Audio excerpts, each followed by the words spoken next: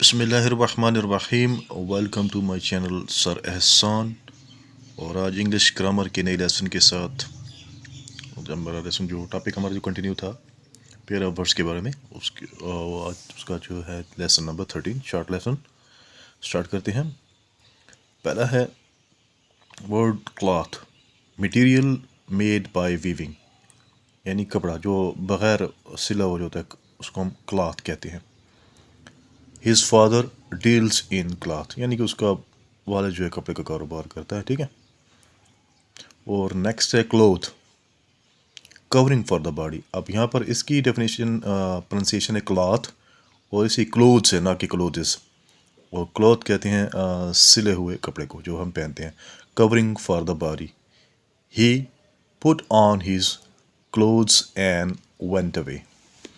Next हमारे पास है word course, rough और सिंपल।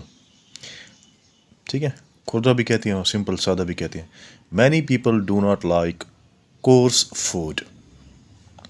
उसके बाद लास्ट हमारा जो वर्ड है वो है course, same pronunciation with different spelling. Course, path रास्ता। This is the right path for Nasir.